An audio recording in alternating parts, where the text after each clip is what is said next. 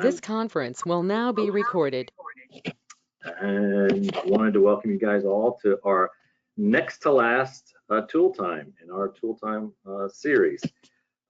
As always, I'll go over a couple of the ground rules before we start the introductions and hearing from our sponsor. So if this is your first time joining us, welcome. We are extremely glad to have you here today. We would like for you guys to please log in with your full name if you haven't done so. No anonymous folks logging in, please. We want to know who you are. Please mute yourself if you're not speaking. That's just polite in today's, we're all used to it now, but it's just a friendly reminder. We're asking that you guys please keep your cameras off during the presentation for a number of reasons. Bandwidth is one, but also to not be distracting to the people that are presenting. If there are questions, or actually when we have questions at the end of the presentations today, if you guys could please introduce yourself before you ask your question, that would be helpful. And also, we're going to encourage you guys to always use the chat box. If you're throughout the presentations, if you have a question that you would like to ask one of the presenters, go ahead and type it in the chat box. We will have time at the end of everyone's presentation to circle back around and address those questions that you might have. As you guys heard when we came on, this meeting is being recorded, so mind your P's and Q's. We're all on tape here, right? And I think going to the next one, today's theme is watersheds, floodings, and basins. Oh my. So we've got a lot of exciting things to share with you guys today. We've got Karen and Brenna are going to be talking about the watershed game, the coastal model version, not to be confused with any other model of the game. This is actually a game for educators. Very, very exciting board game. So great, can't wait to see that one. CPRA is shared with us, Ashley, to talk to about their data plan viewer. And again, CPRA, the data plan viewer and CPRA are long-term participants in the Tools Cafe. So again, thank you guys for coming back and presenting and continuing to be a wonderful participant in this series. And then finally, we've got Kat is going to be talking to us today about SARP's barrier prioritization tool. Again, another very exciting. I saw some really cool pictures in her presentation yesterday when we were doing a practice run. So I'm excited to have her share that information with you guys today. But before we do that, before we get started with all of the presentations, we use the time for a word with our sponsor. And so today we've got Lorraine from Esri. Welcome, Lorraine. Hey, good to see you. How are you? Great. How are you? I'm doing great. I am going to shut down now, and I'm going to turn it over to you. So here's a word from our sponsor, Esri. Okay. Let me just find my screen to get it shared. Give me a second. I've used so many different platforms over the last few days. It's been insane. Okay, I've got the right one. Today's environment, right? No worries. It is, right?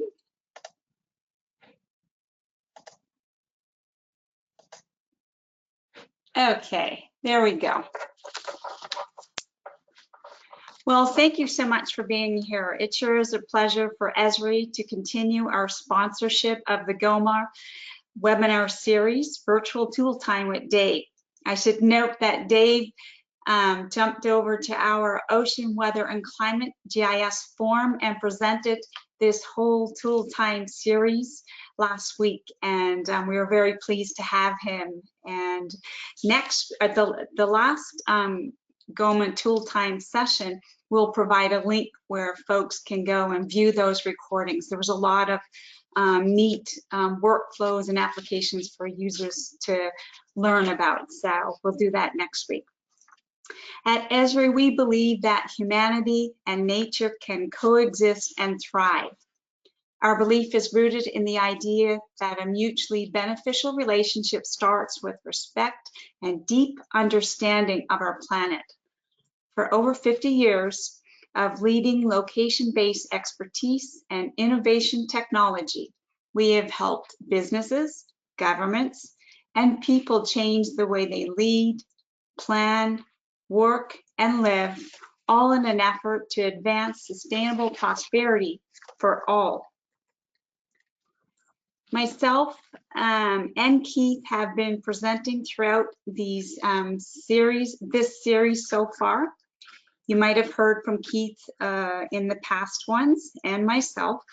Keith is our ocean content lead. His content information is presented here on the screen. And he is working on the Living Atlas team with deep knowledge of all things ocean and GIS related. I am Lorraine Tai, the Director of Earth Sciences Solutions, a part of our industry team here at Esri. My roots are deep in Earth observations with a keen interest in understanding the dynamics of Earth systems and amplifying how mapping and geospatial solutions provide the means to make our planet a thriving one. GIS helps us to understand and respond to flooding. Flood is an increasingly pervasive problem for coastal communities.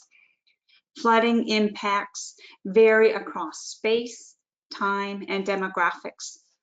Identifying links between spatio-temporal ecosystem changes and neighborhood social economics are critical to the management aimed at maintaining safety for all citizens threatened by floods.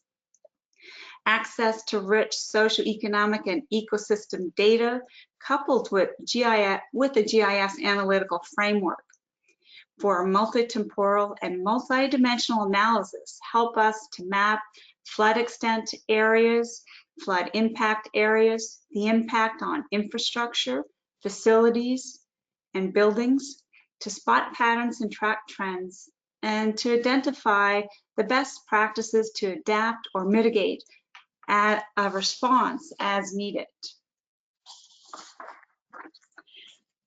In my world, we look to spatial data for answers to direct and further our understanding of how these natural activities like flooding are driving changes on Earth, and to find solutions that help us to respond to such changes. Location-based knowledge coupled with mapping and analytical capability provides a means to access flooding data, live feeds, technology, and resources to ensure that citizens are kept out of harm's way. A link presented here on the screen is for ArcGIS Online, a free trial experience if you're willing to try it. It is a mapping and analysis solution, a useful set of tools to get you started with flood analysis. And keep in mind, all the links that I'm going to present throughout the few slides that I have, they are all available on the data sheet that was provided and are now published online for you to grab and use. So GIS provides the capability for mapping flood extents using your own data or data from the ArcGIS Living Atlas of the World, which include authoritative live feeds and other map content that will help you learn more about current and predicted flood conditions in your area. The link that I show on this screen here, once again in the material from later, is a learn lesson that helps you create a flood map area of your area. It provides the step-by-step instructions to get you started. It's a free lesson. You'll be able to experiment with a variety of base maps to see which one serves you best. You'll be able to alter layer transparency, add symbols to emphasize the content you want. And in addition, you'll be able to use other layers such as recent weather radar imagery, using weather local storm reports, or USA weather watches and warnings to add context. When you get a chance, I encourage you to give this app a try, and you can create a visual that we're seeing right here within minutes using this link.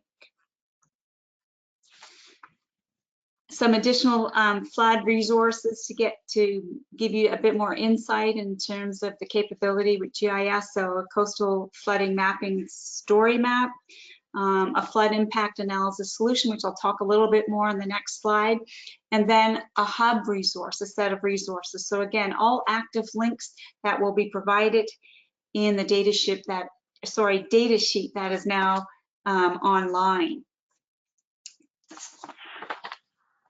So flood impact analysis is a configuration of ArcGIS Pro that can be used by mapping technicians or GIS users to develop flooding scenarios and to visualize the impact of flooding on public infrastructure, critical facilities, and vulnerable populations. This flood impact analysis leverages flood depth and elevation data to analyze the impact of river flooding, storm surge, tidal surge, and sea level rise scenarios at multiple flood depths and stages. The results can be used to create 3D visualizations like you see here that can help agencies and the community communicate the impact of flooding events. So again, this link provides you more detail into this and where you can learn and perhaps try it out as well. The 3 pillars of Esri are science, suitability, and education. So we are strong on providing learn activities, freely available learn activities to enhance your skill set. There's a few presented here, but again, this link also provided in the resource content material will give you the opportunity to explore a whole set of learn lessons and story maps that will allow you to expand your skill set, especially given now that we're all working from home for the most part and have extra time on our hands. I laugh at that because it seems like I work all the time. Finally, as I thought about today's topics and what resources to include, I realized that there is a lot. So as not to overwhelm you, in addition to the examples I already spoke about, I've also provided a few more links here, as you can see, to further your investigation on information, data, maps, and apps that may serve to enhance your watershed, flood, and basin-led projects. So you can see here a series of blogs, learn lessons, and information layers. So I'd like to thank you so much for your time today. Feel free to reach out to Keith and I. We are here to help. So now over to you, Dave. Lorraine, thank you so very much. And I put a link in the chat box to the landing page for the Tool Time series. And if you scroll to the bottom, click on November, you'll be able to download the agenda for today. So the links that Lorraine was talking about, they're in the agenda, as well as more information on all the tools that are being presented today and links to those applications as well. So I encourage you guys to go and get that, because there is a wealth of information that's provided there. So again, thank you very much, Lorraine, appreciate it. We'll just jump right in, and I'm going to turn it over to Karen and Brenna to talk about their watershed game. Off to you guys.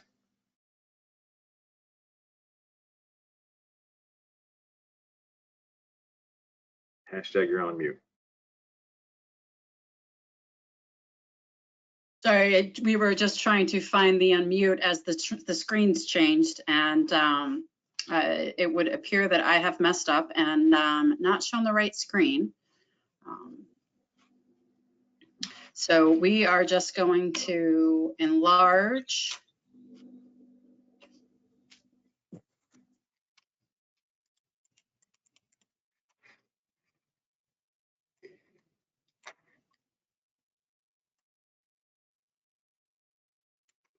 And run with the presentation this way.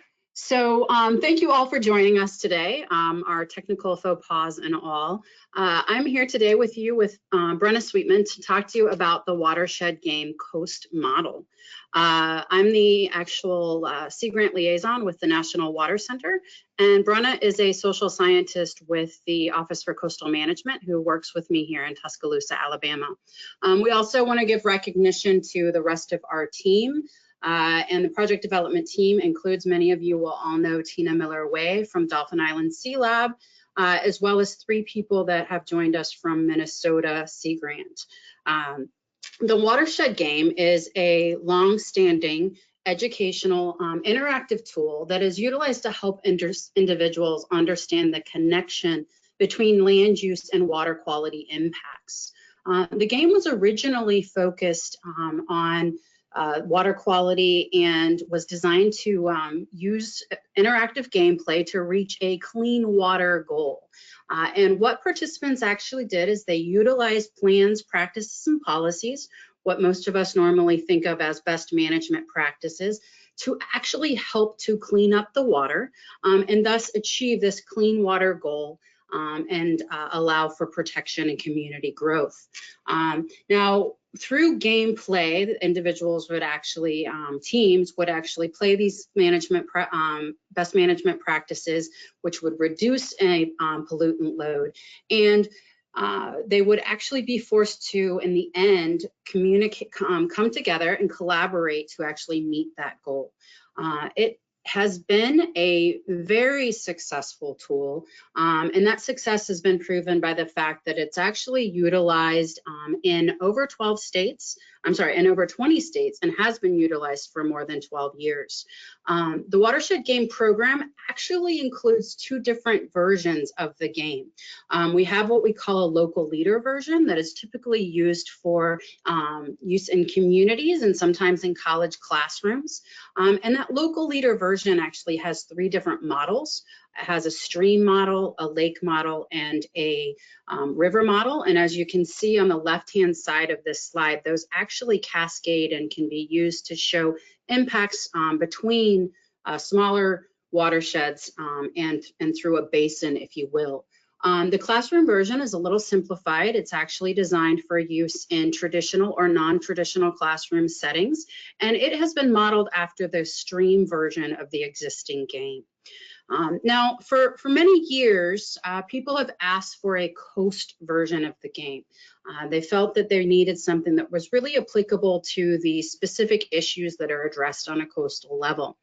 Back in 2018, the project development team came together, and with the assistance of Mississippi Alabama Sea Grant and Louisiana Sea Grant, as well as Minnesota Sea Grant and some other parties, we really agreed that we wanted to focus on figuring out how to design a game that was updated specifically for these coastal regions. We used a variety of social science practices and review strategies.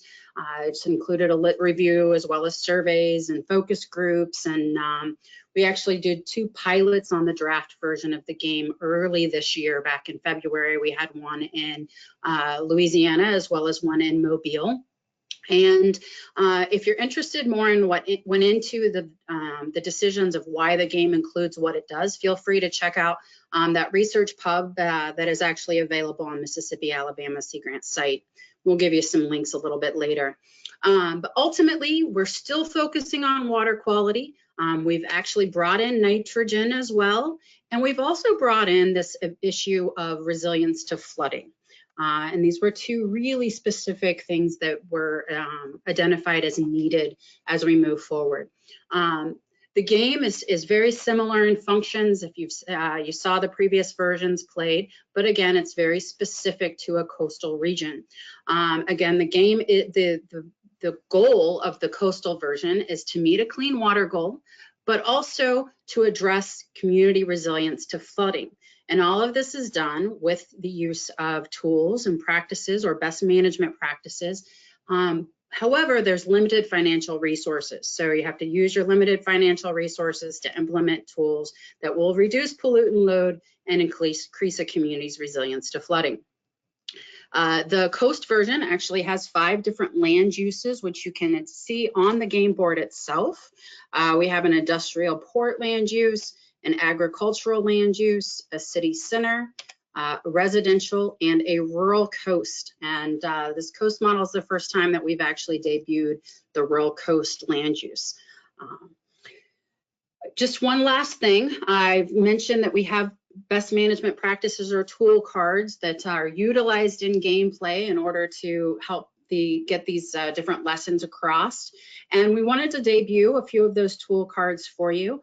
They're actually two-sided tool cards if you haven't seen them, and the front has a plain language name, as well as clearly identifies what the cost is going to be of each tool, how it will decrease pollutant units or PUs, and how it might increase resiliency or RUs. One of the really unique pieces of this is that each tool card has a specific place on the board where it fits, which allows it to actually show and model the different BMP, what it might look like in that particular area. So on the back side of the card is a plain language description that not only explains what the tool does and how it might be implemented, but it actually specifically tells everyone how it will reduce pollution and how it would increase resilience.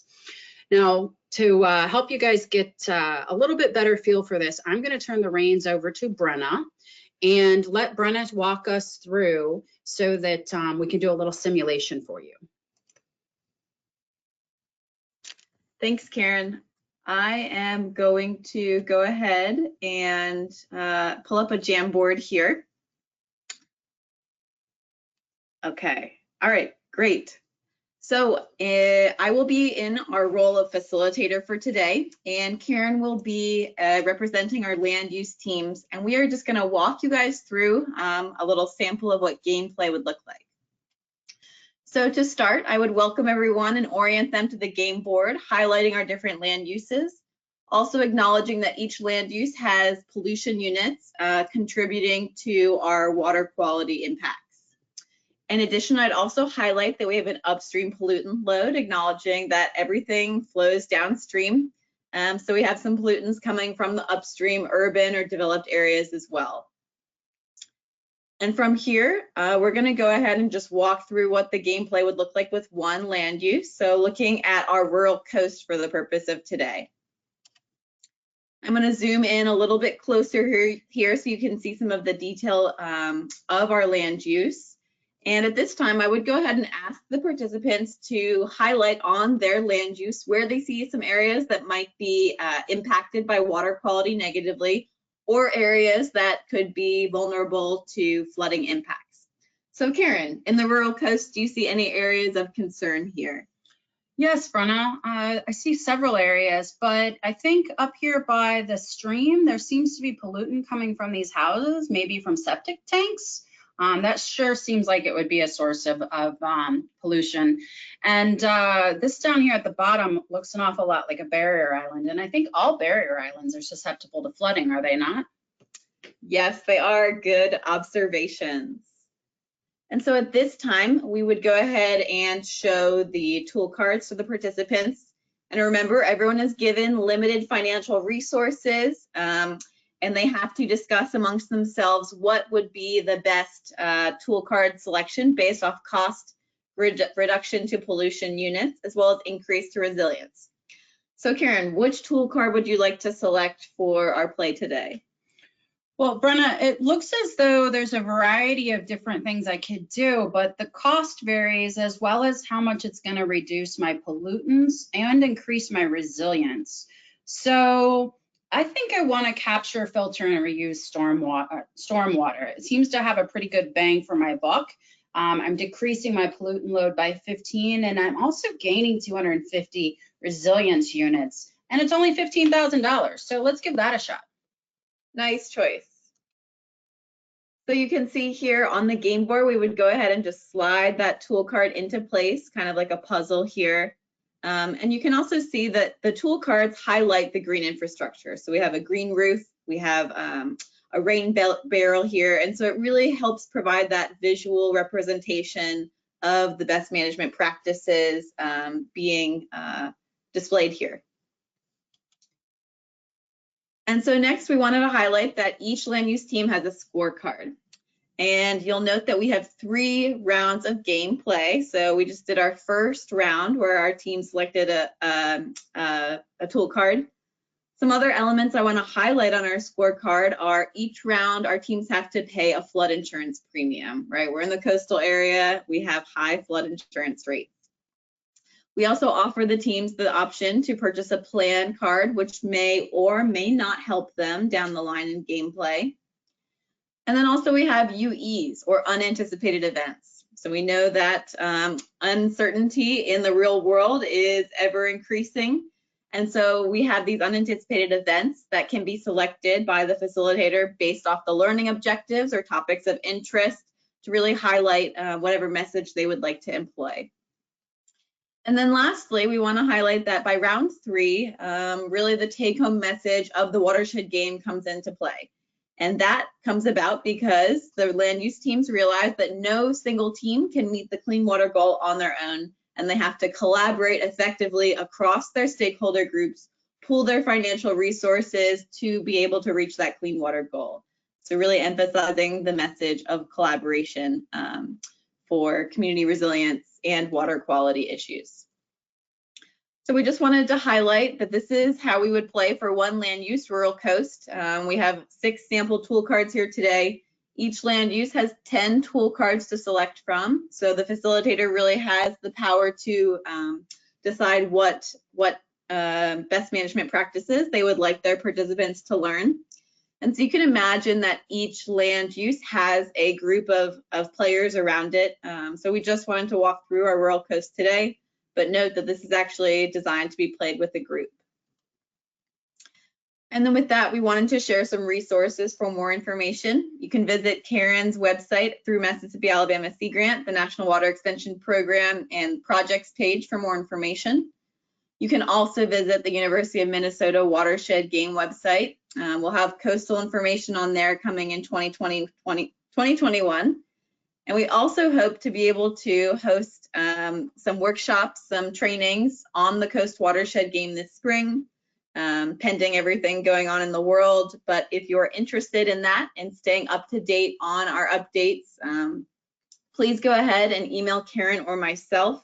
We can add you to our communications list, which we don't send out mass communications, but for example, we're hoping to complete the final version of the Coast model this Thanksgiving and anticipate sharing an update with our interested folks then. And we would love the opportunity to connect with more of you in the Gulf. If this is a tool that would be of interest to you, please reach out. With that, thank you so much for your time. Excellent. Well, guys, thank you very much. That was an awesome presentation. I'm gonna, remind everybody to put their questions in the chat box, and because we're gonna kind of swing right into the next presentation. So if you think of something that you want to ask Karen or Brenna about, please type it up, and we'll get back to it here shortly. With that, I'm gonna turn it over to Ashley, who's gonna talk to us about CPRA's master data plan. So Ashley, it's all yours.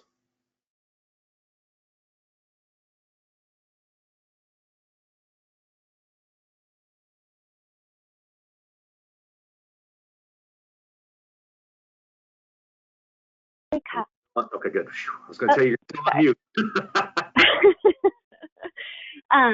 So thank you for having me. My name is Ashley Cobb, and I'm a coastal resources scientist at CPRA, or the Louisiana's Coastal Protection and Restoration Authority. Today I'm going to give a brief introduction to what CPRA is and the Coastal Master Plan, as well as an overview of the Master Plan data viewer and a demonstration of the viewer. So just for those of you who might not know, coastal Louisiana faces one of the highest land loss rates in the world. And recognizing this, CPRA was formed as the single state entity with the authority to articulate a clear statement of priorities to achieve a comprehensive coastal protection for Louisiana. And so our mandate is to develop and implement and enforce this comprehensive plan. But what exactly does that mean? What exactly is the plan about? Essentially, it's an effort to prioritize to help the state answer how they can spend their money most cost effectively over the next 50 years in order to reduce storm surge-based flood risk and restore and maintain our wetlands. We do this by using numerical models that are built on world-class science and engineering. The plan is required to be updated every 6 years, and that iterative process really allows us to incorporate the new information as it becomes available. The plan illustrates how the coast could change in the future and incorporates extensive public input and review throughout the plan development process. It advances a comprehensive and integrated approach to protection and restoration, and it identifies the investments that'll pay off for us and for future generations. The master plan has 5 main objectives: to increase flood protection, mimic natural processes, protect and preserve our coastal habitats and our cultural heritage, as well as ensure the viability of our working coast. To give a very high-level overview of the process and how the plan is developed, first, we identify candidate projects through a public solicitation, so anyone can submit their project idea, and then those projects that meet a published set of criteria are then modeled in a set of predictive models, and we see how those projects perform over time and over different environmental scenarios, and then we put that information into a planning tool that compares all of those outputs and develop alternatives, which is just what we call groupings of projects. Those alternatives then go back to the same set of models to get modeled again as those groupings, and then back to the planning tool to compare the alternatives, and then we develop the draft and final plan from there. And throughout all of this, outreach and engagement is ongoing. Here's a snapshot of what the 2017 master plan looked like.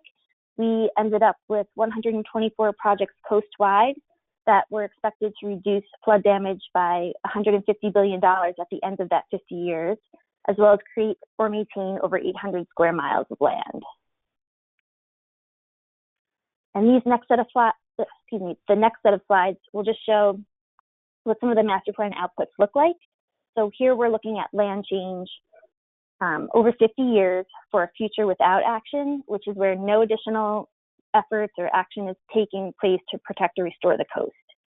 So this is at year 50. And then here we have the future with action at year 50, where the master plan projects are on the landscape. You can see there's less red, which is the land loss, and as well as an increased amount of land gained or maintained. But there is still quite a bit of red. And now we're looking at flood depths, and this map shows what the coast could look like at year 50 in a future without action, so no projects on the ground.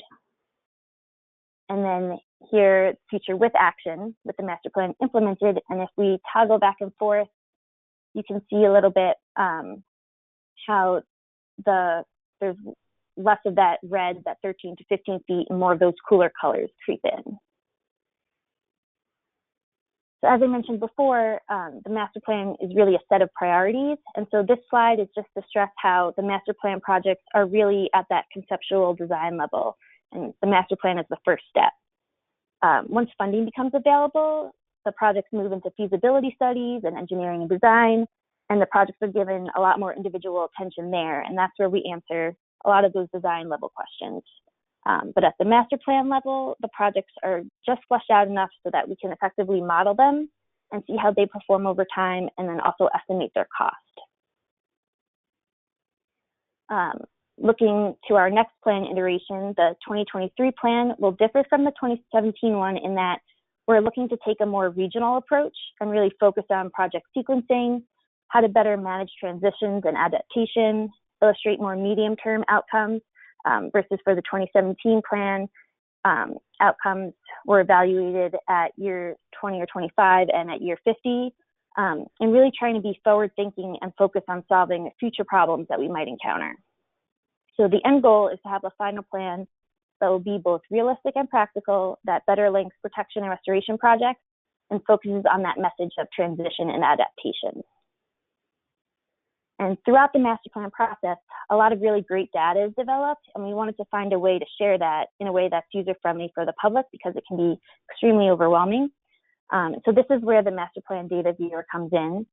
It was intended to connect residents with information about both their current and future risks, and to help connect homeowners with resources in order for them to make decisions and take action. The viewer was first developed for the 2012 plan. Back then it was called the Flood Risk and Resilience Viewer, and then when it was updated with the 2017 plan data, we changed the name to Master Plan Data Viewer. Once the 2023 plan is approved, it will again be updated with the most recent data. The tool was originally developed with working group input from a variety of community partners and practitioners and educational experts that are listed here. And funding for the original development was provided by a grant from Shell. So what type of information is actually available in the viewer?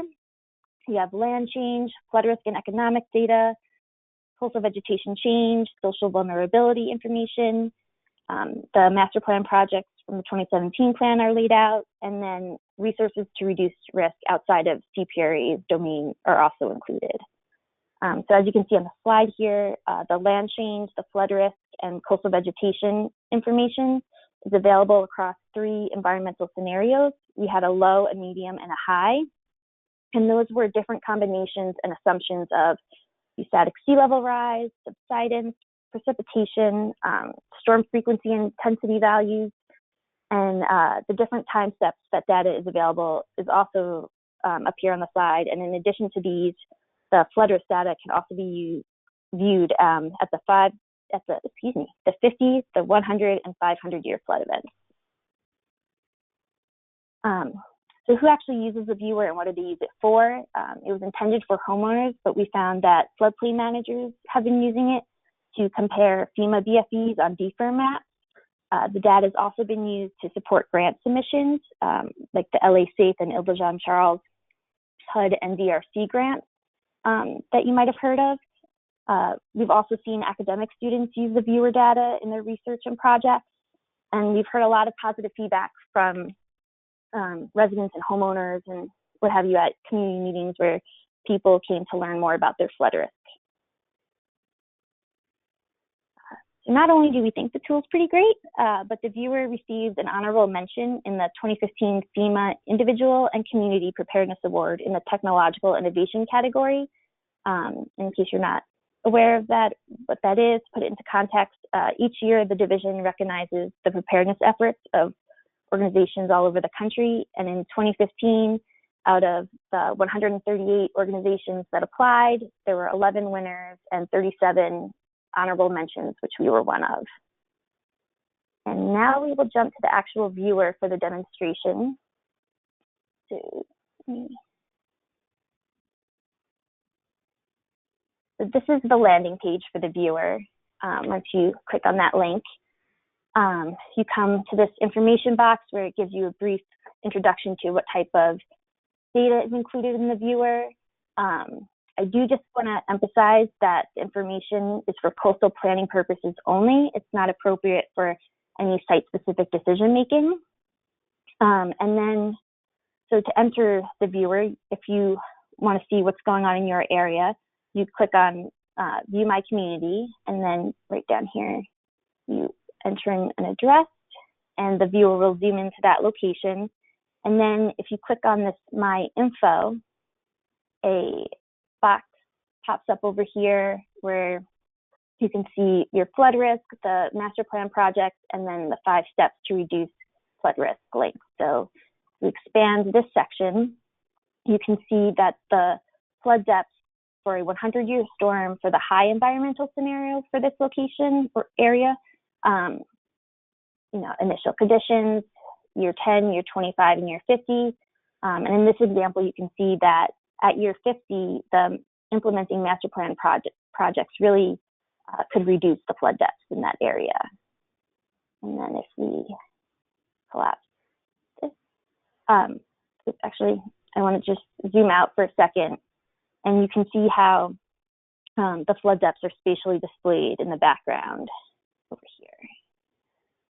And if we then go to the master plan projects, these are the projects that were recommended for the parish around this address location. So if we scroll down a little bit, you can see we have 2 structural protection projects, 2 non-structural protection projects, and then a bunch of restoration projects. So the non-structural projects are things like residential elevation, commercial floodproofing, and then residential voluntary acquisition. And then the restoration projects are things like marsh creation or diversions or shoreline protection. And so if you click on one of these project icons over here on the right, you can have the project specific information. So here's just a brief description about what restoration is. And then here's your project specific information. If you'd like, you can click on a fact sheet that you could download and share and print, and this has the overview of the project information.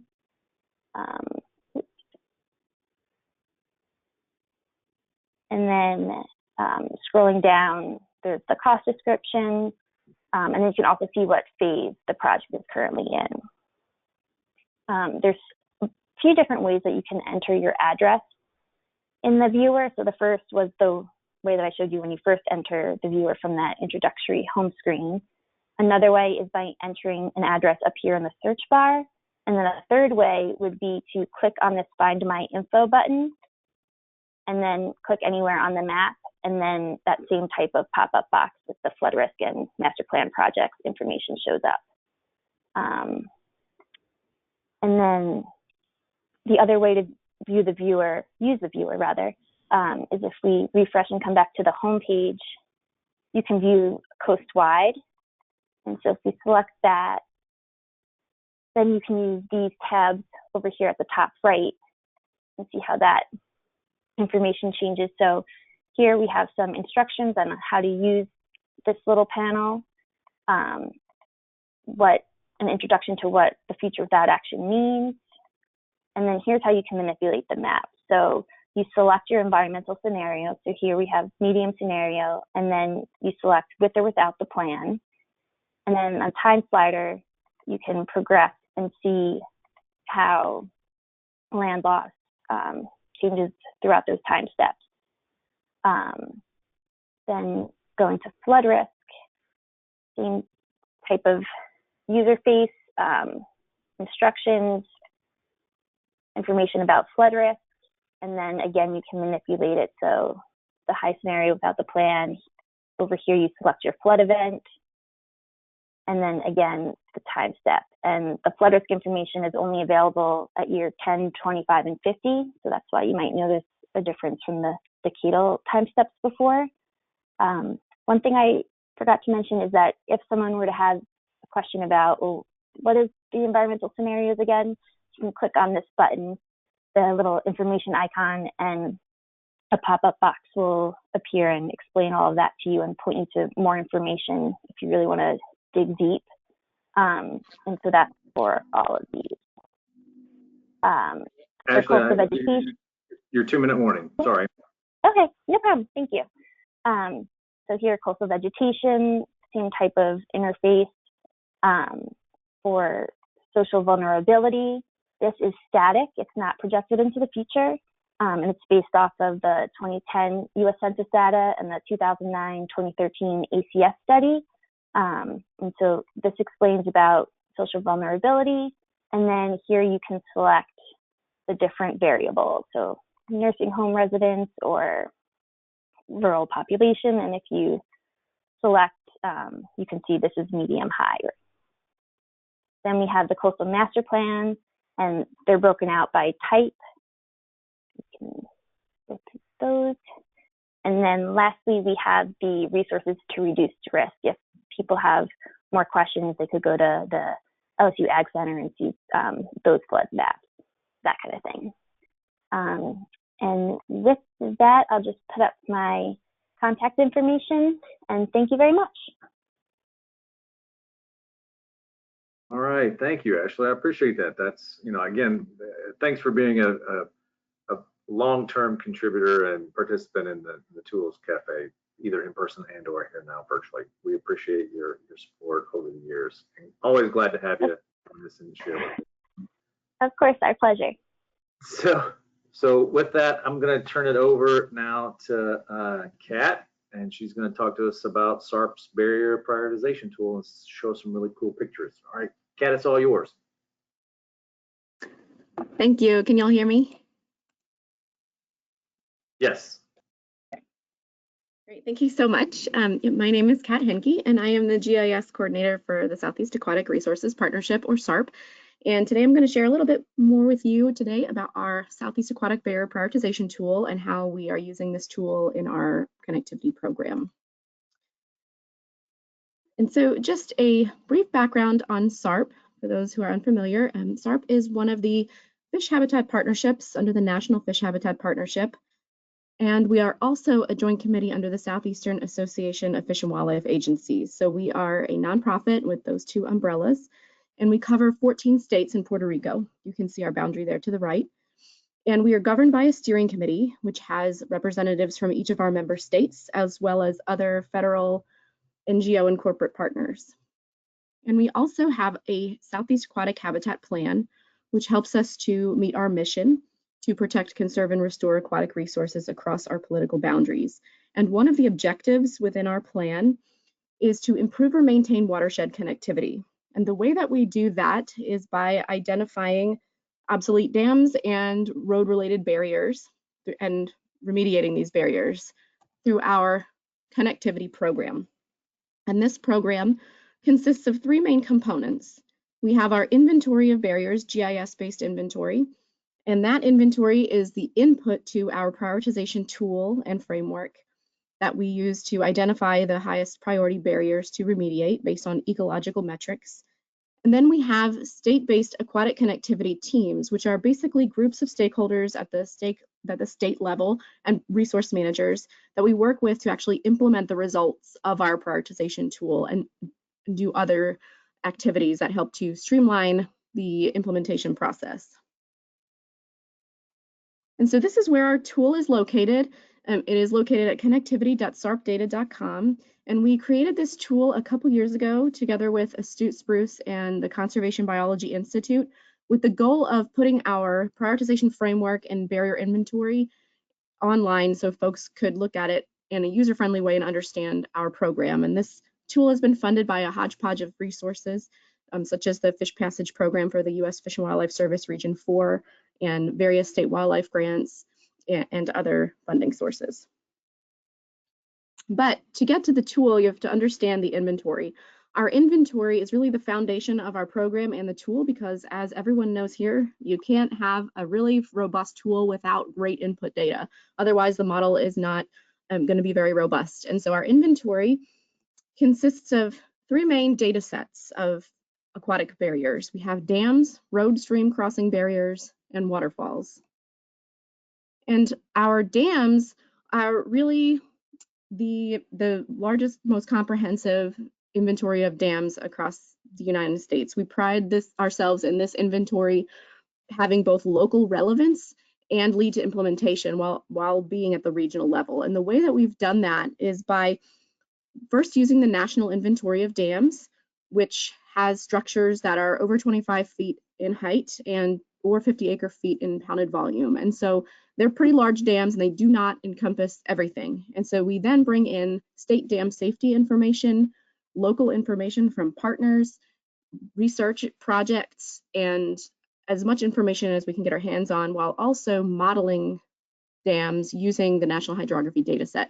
And because of these methods, we now have over 147,000 dams for this area, where the national inventory only has 50,000. And one thing that makes this inventory unique is that we incorporate potential social feasibility.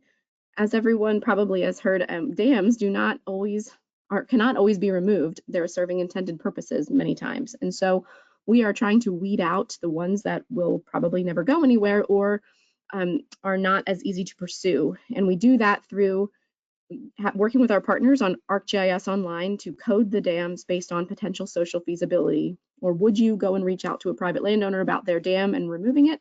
Or is it not really worth the time? And this will come into play in the tool when I show you how that works. The second data set that we have are assessed road stream crossings. And what you're looking at here on the left is the 2 million places where a road crosses a stream in using GIS. And this is about 2 million points, but road crossings are not always barriers to fish passage. You have culverts and bridges, and not all of those are actual barriers. So we have to go out into the field and assess them and measure them to determine if they're barriers. And so what we've done is collected over 26,000 points where our partners have done that and gone out into the field and determined whether or not they're barriers for aquatic organism passage. And then we also borrowed a standardized methodology or protocol from the North Atlantic Aquatic Connectivity Collaborative in order to assess these crossings in the field with our partners. And we've trained over 200 people in assessing these crossings and have added an additional 3,000 structures to our inventory that way. And this all lives on ArcGIS Online under the Fish and Wildlife Service. And we use Survey 123 to collect those data in the field. And then finally, we have a data set of waterfalls, which is maintained by the U.S. Geological Survey. And we also supplement that with waterfall data from partners like the Forest Service. And so all three of these data sets live on Fish and Wildlife Service ArcGIS Online, and they are periodically exported off of ArcGIS Online, run through a series of tools, and put onto our forward-facing tool. And this is one aspect of our tool that you can do with our inventory. It is a snapshot in time of the inventory, and this gets updated every couple of months. And so you can look at any geographic area and look at the density of either dams or road-related barriers in that area, or the average number of miles connected or number of miles between each barrier for these areas of your choosing. And so that's the summary part, but now we get into the fun part, which is the prioritization part. And so for us, we wanted to create a prioritization of barriers to help partners move from an opportunistic approach of barrier remediation to a strategic approach and implementing those barriers that are going to be the most ecologically beneficial. And so really to support management decisions. And so for us, what makes the priority barrier is we decided to go pretty simple and select criteria for our large area where many of the project-specific factors can't really be modeled at a large scale. So we went with very simple here, and we're looking at 3 criteria. So connectivity, the removal would open large amounts of habitat. Watershed condition, so the removal would open access to high-quality habitat. And then social feasibility, and that's where that inventory social feasibility determination comes in. So the social conditions would appear favorable, and that's specifically for the dams in our inventory. And so, as many of you probably already know, there are multiple ways to prioritize barriers for remediation. You can have optimization, or you can have different types of ranking and weighting mechanisms. And for us, we chose a multi-criteria decision analysis framework, and that is a ranking and weighting. And so what we basically do is we generate several indicators for each barrier, and then we weight those indicators out of 100, and then that produces a priority score for each barrier. And so we have 4 indicators that we're using in our tool. We're looking at the network length gained by the possible removal, the sinuosity of that upstream network, the percent natural land cover within the floodplain of that upper network, and then the network complexity, which is the number of size classes opened by the removal of the structure. And so we can combine these indicators in 3 different scenarios. So the first one is network connectivity. So that's if you're only wanting to look at the number of miles opened. Many times we'll use this when it's like in a national forest and we know that the land cover is pretty great all around. And then watershed condition. So that excludes network connectivity, but focuses more on the 3 indicators that help us get an idea of watershed condition. And then finally, a combination between the 2, and that is what we use mostly when working with our partners, is a combination. And so now I'm going to go through real quickly, show you how you could prioritize dams in the tool. And so to prioritize, you can either click on the top prioritize up at the ribbon, or you can scroll down and learn more and get to prioritization from there. So if you want to prioritize, you click on that upper ribbon, and then you'll see that you can either choose between prioritizing dams or road-related barriers. And that's because our road-related barriers are pretty sporadic and in smaller basins. So it's harder to prioritize them at a huge scale. So we have them separated. And so we can prioritize dams here. And then you can choose your geographic area that you'd like to select. You could select multiple states, multiple counties, just one county, or several basins. So I'm going to show you just one state, which is the state of Florida. And so there's 2,600 dams that you can prioritize in the state of Florida. We align all of our dams to the National Hydrography Dataset High Resolution, the latest NHG+. But so not all dams in the state will align to that hydrography. Some of them are offline ponds. So 2,600 of them align to the hydrography. And if you only want to prioritize all of the dams and not filter that original input by any kind of filter, and you prioritize all of them, what you'll find is you can prioritize them all, and then you have this little slider here on the left where you can look at the different tiers, and each tier is 5%. So the top dam to remove in Florida, if you don't put any filters, is the Jim Woodruff Dam. And what you'll notice is that this is a huge reservoir and probably will not go anywhere in my lifetime. And so it's not one really worth focusing on, especially if we're trying to find the best projects to remove. And so, but you can also see here on the left, we can learn all this other information about what's going on with this dam. You have the number of miles opened, size classes gained, you can see any information, and also get to the NID link down at the bottom. However, since this is not really what we're going for, we use that social feasibility determinations I mentioned earlier as a filter, and then we can get a refined priority list of dams. And so that was what I had shown earlier, is the social feasibility reconnaissance. And that's pulled into this tool. And so for the state of Florida, for example, we can select only those dams that were reconned as possibly feasible or likely feasible. And so for this state, there's 487 dams. And then we get a shorter list of 487 dams that can then be prioritized, an actionable list that we can take to our partners and then go into the field and contact owners. And one of the dams that came up high priority for this scenario is this little dam called the Sweetwater Creek Dam. This dam was not on any inventory, like the national inventory or state inventory. It's actually a part of a dissertation to digitize small ponds in the ACF River Basin. So this dam was previously unknown. We brought it into our inventory. It opens 33 miles to the Apalachicola River. And looking at this dam, there was no real surrounding land use, so it was reconned as possibly feasible. And we contacted the dam owner, and the owner was favorable to remove the dam. And so it has been funded, and we're moving on to permitting, and hopefully it will be out next year. Kat, I hate to interrupt, but your 2-minute warning, please. Yep. And so just one quick note here about how we make this happen. We work within connectivity teams in the Southeast to bring project managers to the table. And that's really where the rubber meets the road here. We really need project managers to make these projects happen. And so there's 7 of these within the Southeast right now.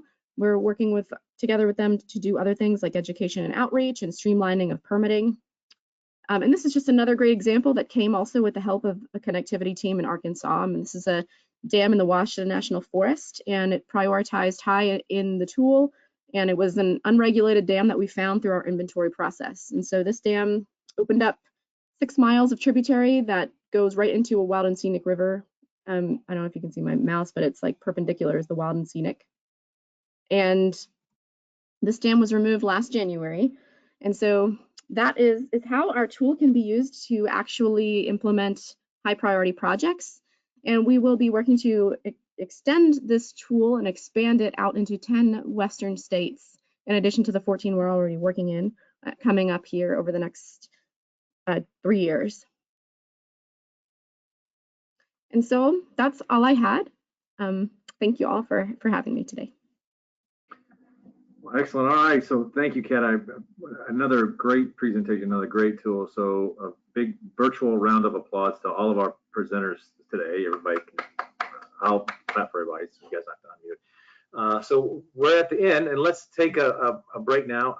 No one's got anything questions in the chat box. Anybody that's on the call have questions for our presenters? And let's just keep, since Kat's on and she was the last up, we'll just start with her. Does anybody have any questions for Kat?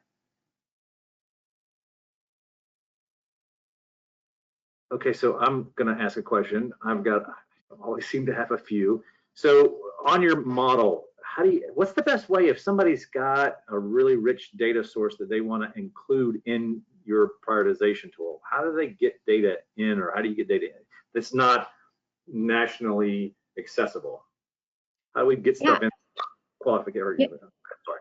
Yeah, great question. Yeah, so we have a couple different ways. If you have a larger data set that has like more than 4, then you can just send that over to us and we can incorporate it in. We update the tool pretty regularly. We're going for, I think, every 6 months, like for huge updates, but we often will update it more often than that.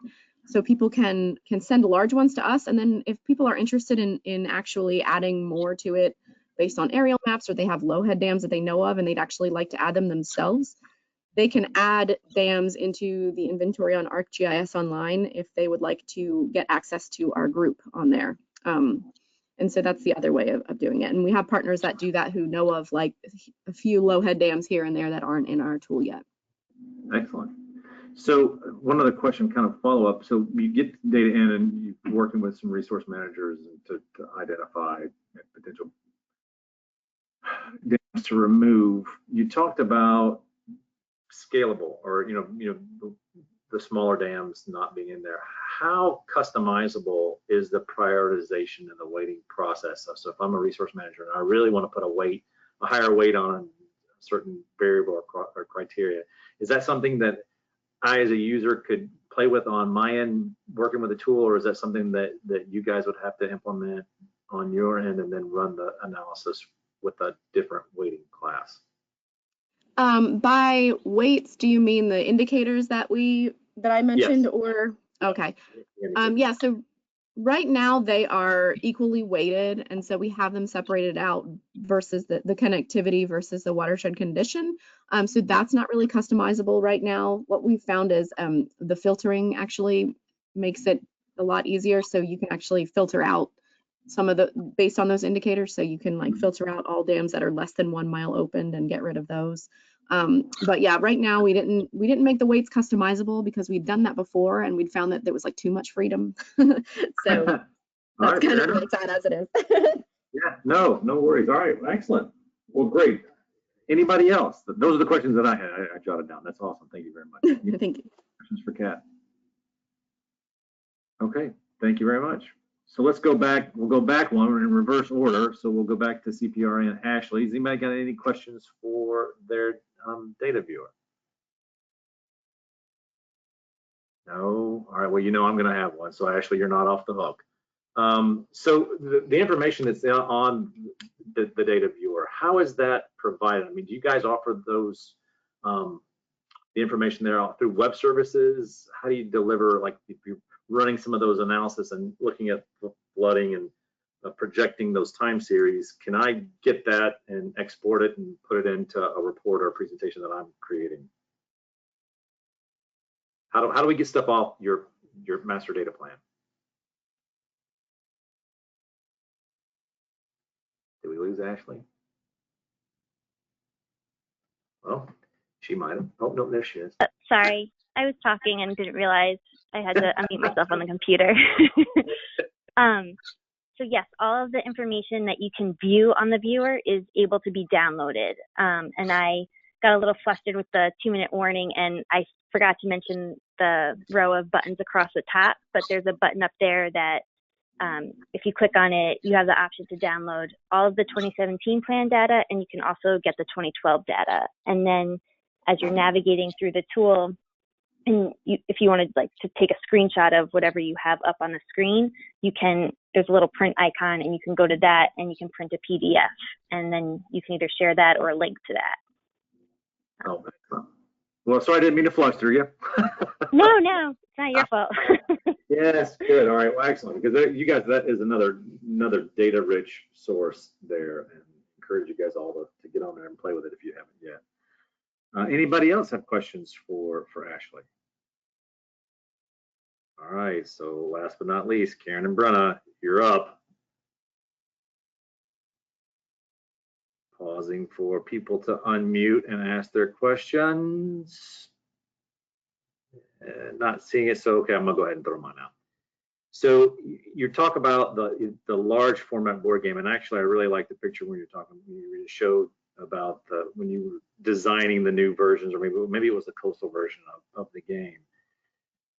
I know it's in the information that you guys provided that we linked on the chat in your tool description, but if somebody really wanted to put their hands on this, how do they get a printed copy, or can we download a copy of this, and how big is the board game? Because what we saw in the picture was pretty big. It was on a plotter type deal, not versus like a Monopoly size game. So what are the formats, and how do I get a copy? Dave, that's a great question, and thank you for asking.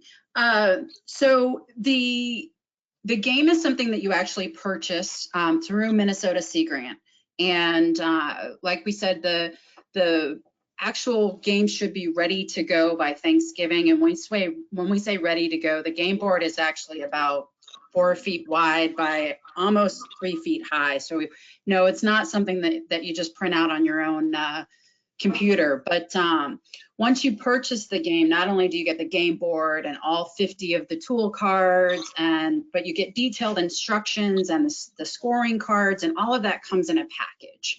And you can actually purchase either the local leader version or the classroom version.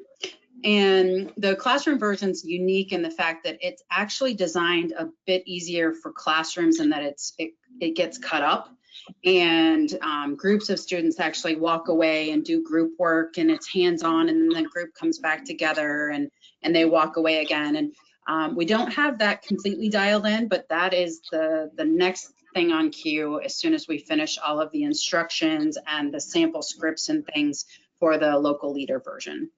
And so it is something that you purchase through Minnesota Sea Grant. And then we will also be hosting in the spring different trainings that will train facilitators how to facilitate the game. And that's probably one of the most unique pieces of the Watershed game, is that a facilitator actually walks through and kind of controls the dynamic of the game, which ensures that interaction and that group learning between the different land uses as well. And just to give you all a little bit of a taste too, one of the fortuitous pieces of COVID, the regional collaboration teams in the National Sea Grant Office have actually committed additional money that's going to help us try to figure out how to do a virtual interactive playing of the game, probably sometime next year. So knowing that the dynamic of our world is changing and ever evolving at rapid scales right now, that's another piece that will be coming down the line. Excellent. That was one of my other questions, was there a plan for a virtual version of the game? That's great. So the classroom version, what are your age ranges? You know, is this K through 12, or are there different, is there like a elementary school version versus a high school version? Or is that, when you talk about class? Yeah. That's a great question. This is Brenna. So it's originally designed for middle school age students. You know, I've played it with 4th grade as well. It can also be played for high school. So it's adaptable in a sense. You know, really, there are some complex topics around math and just some vocabulary topics that really kind of make the ideal age range middle school. Excellent. All right. That is, anything else? The only thing I wanted to add there, Dave, was that Brenna and some of the other facilitators have done a really great job of simplifying it for younger group kids. And so the limiting factor is the imagination of the facilitator. I had actually, if I was going to go back and teach college level courses, I could do a third of a semester just based around the local leader version and have interaction between students. So it's just very dynamic, and it can certainly be made into more or less as needed. Well, that's amazing, and that's really impressive. And I encourage everybody that's still on the webinar today to, you know, get in touch with your educator friends and share this information with them about it. We do a very similar event at the Institute, you know, annually. It's our all hands, and our Marine Quest, and so we design interactive games for the kids to play when they come in. We do a school stay program. So I know firsthand how difficult designing something like this can be, especially when you're looking at, you know, a small chunk of someone's time to be spending on a game. So, you know, kudos to you guys for putting this together and getting this out. And then, you know, good luck on the virtual version. I'll be excited to hear, you know, updates on that. And then, you know, please let us know when this is out and ready to go and how people can purchase it. I got nothing else for you guys. If anybody else has any questions. Again, thank you all to the presenters. Thank you again to our sponsor, Esri, and to Lorraine. Last slide up. This is the next week, next Tuesday is our last Tool Time webinar broadcast for this series. So please be sure to tune in, hit the website. You can catch the agenda, read up about the tools that we're going to be talking about. We will be broadcasting on location. You know, I've promised that this entire series, but I've never been able to leave my house. I'm just lazy that way, I guess. I tried it once, but got ran inside because of the weather, right? So, but next week we are going to be on location, so it's going to be an exciting broadcast next week. Please tune in. And with that, I thank you guys for your participation and look forward to seeing you next week. You guys have a great rest of the day. Thanks. Bye-bye.